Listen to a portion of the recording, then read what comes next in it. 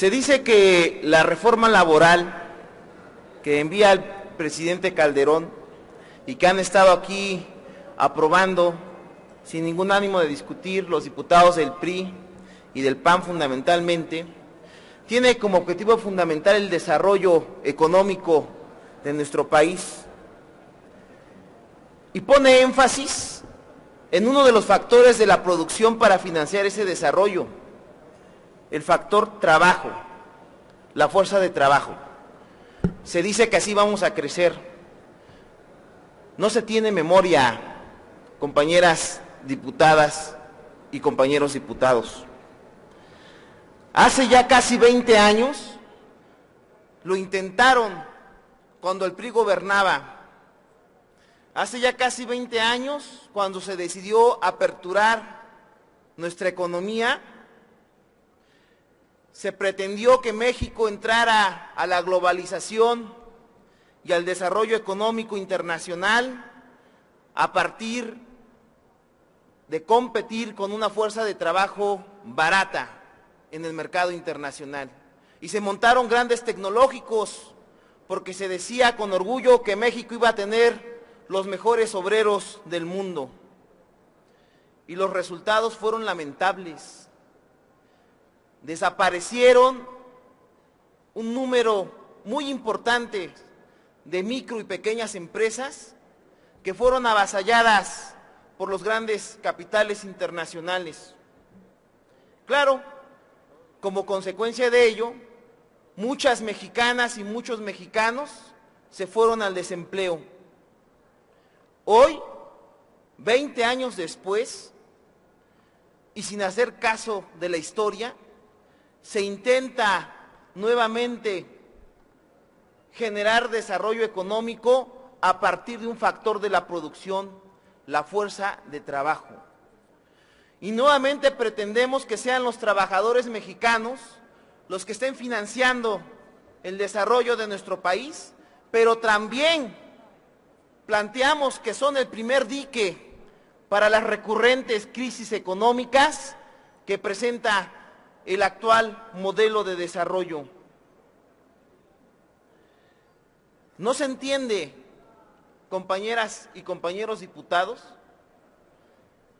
que esto significa también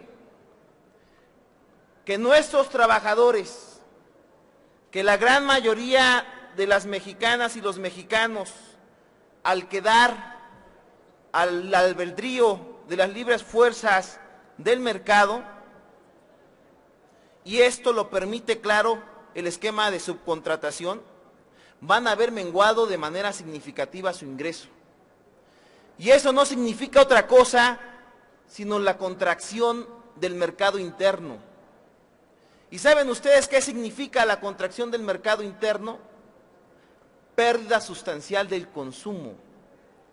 Y los primeros que van a pagar esa contracción del mercado interno van a ser nuestros micro, pequeños y medianos empresarios. El crecimiento tan anunciado no va a llegar, lo dice la historia. Pero además, adoptamos políticas de países tercermundistas, de países subdesarrollados. Le apostamos a sobrevivir,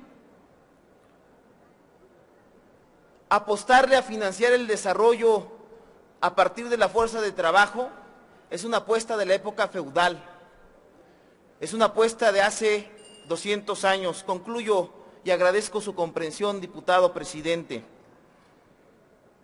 Los países desarrollados y del primer mundo han fincado su desarrollo económico en el desarrollo tecnológico, en la capacitación de su fuerza laboral, cosa que, por cierto, en ningún lado aparece en la presente reforma. Lo único que vamos a conseguir con esta reforma es profundizar la polarización económica en nuestro país. Vamos a regresar a indicadores macroeconómicos de la época posterior a la revolución, donde el 95% del pueblo mexicano vivía en condiciones de pobreza.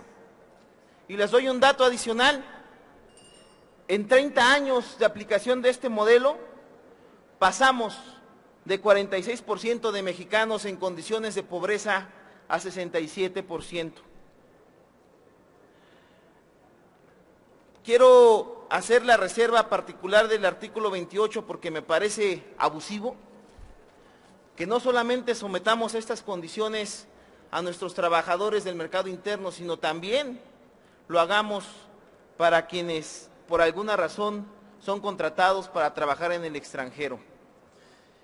Y es la siguiente, diputado presidente, un inciso A del artículo 28 que señala lo siguiente: los gastos de transporte, repatriación, traslado hasta el lugar de origen y alimentación del trabajador y su familia, en su caso, y todos los que se originen por el paso de las fronteras y en cumplimiento de las disposiciones sobre migración o por cualquier otro concepto semejante, serán por cuenta exclusiva del patrón. El trabajador percibirá íntegro el salario que le corresponda, sin que pueda descartarse cantidad alguna por ese concepto. Espero les haga sentido. Es cuanto, diputado presidente. Gracias. Pregunta a la Secretaría de la Asamblea si se admite a discusión.